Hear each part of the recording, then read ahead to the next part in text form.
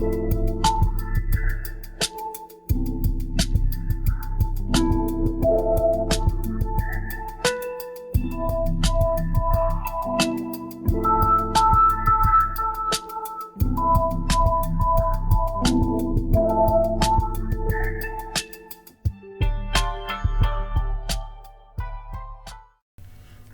avons déjà présenté la structure minimale d'un algorithme et nous avons abordé l'instruction d'écriture ou d'affichage d'un message à l'écran. Dans cette leçon, nous allons aborder la notion de variable.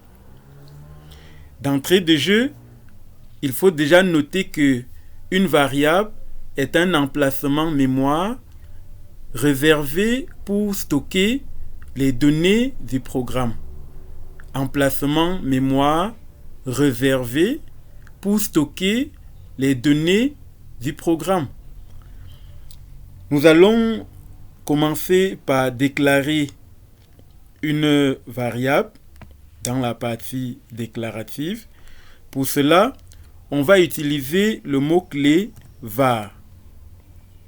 Nous allons déclarer une variable qui va s'appeler x et qui sera de type nombre. Il est effectivement possible de déclarer des variables de type entier, de type réel, de type numérique si l'on veut. Cela va pour la hyper-élasticité du LDA. Ce qu'il faut noter, c'est que le type nombre dans l'application Lean regroupe en fait les entiers et les réels. Lorsqu'on déclare une variable, on précise toujours son type parce que le type ici représente la nature des informations qu'il sera possible de stocker dans cette variable. En Lean Algo, les variables de type nombre sont automatiquement initialisées à la valeur 0. Nous allons vérifier cela en affichant le contenu de notre variable x que nous venons de déclarer. On passe à l'écriture, écrire x vaut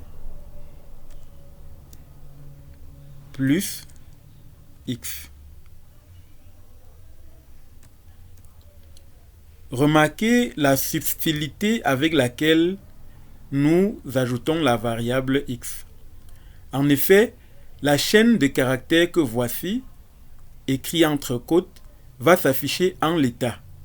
Mais parce qu'on veut qu'à ce niveau, la machine y ajoute le contenu et non la lettre x, nous sortons cela de la chaîne de caractères et on utilise le plus qui ici joue comme opérateur de concaténation, c'est-à-dire association ou de mise en commun des chaînes de caractères pour fabriquer la chaîne qui va être affichée à l'écran. Si nous passons à l'exécution, on obtient ceci. On voit bien là, x vaut 0.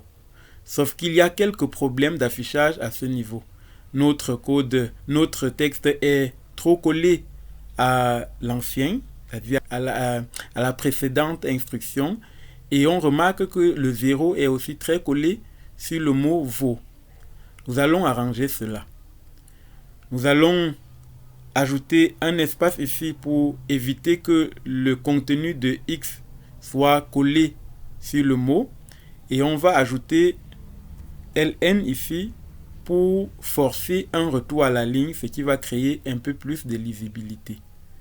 On passe à l'exécution et on peut clairement voir x vaut 0. Notre variable a été initialisée à la valeur 0. Nous allons passer à un autre type de variable, var b de type booléen.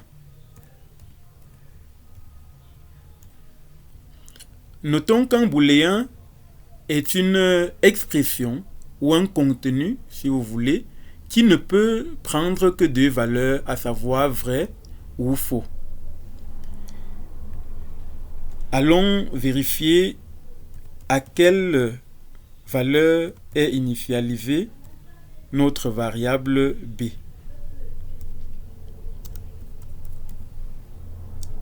On va écrire b vaut plus b. Et lorsque nous exécutons, nous remarquons que la variable b est automatiquement initialisée avec la valeur faux. Donc lorsque nous déclarons une variable de type booléen en ligne algo, elle est automatiquement initialisée à la valeur faux. Nous allons passer aux variables de type chaîne. Nous déclarons une variable C de type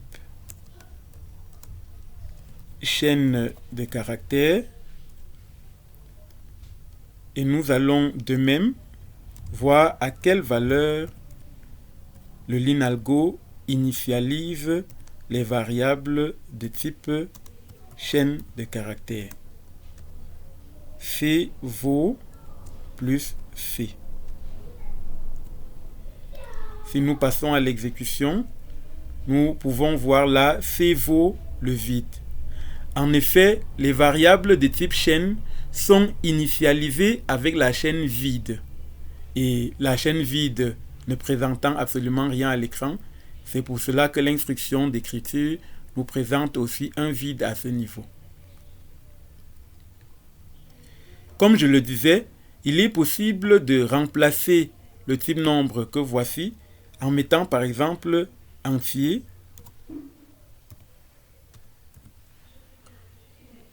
Cela, la variable reste initialisée à 0.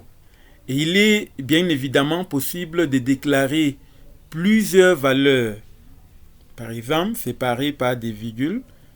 On peut déclarer par exemple deux variables x, y dans une même instruction.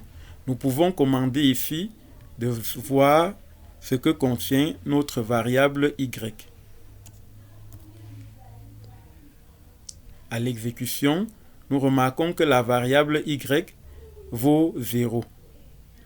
Donc, sa déclaration a été très bien prise en compte dans cette instruction. Effectivement, dans une instruction var, le linalgo permet de déclarer jusqu'à 4 variables séparées par des virgules. Et ces variables doivent rester du même type qui est défini après le 2 points. Bien évidemment, chaque instruction, puisque la déclaration de variables en elle-même constitue une instruction, s'achève avec un point-virgule. Il est prévu à l'avenir d'ajouter d'autres types de données, tels que le type date, le type complexe pour les nombres complexes, mais pour l'instant, les types de données gérés en linalgo sont le type nombre, le type booléen et le type chaîne. Je pense que cette leçon est à présent terminée. On se retrouve pour la prochaine leçon qui va parler de l'instruction de lecture. À bientôt.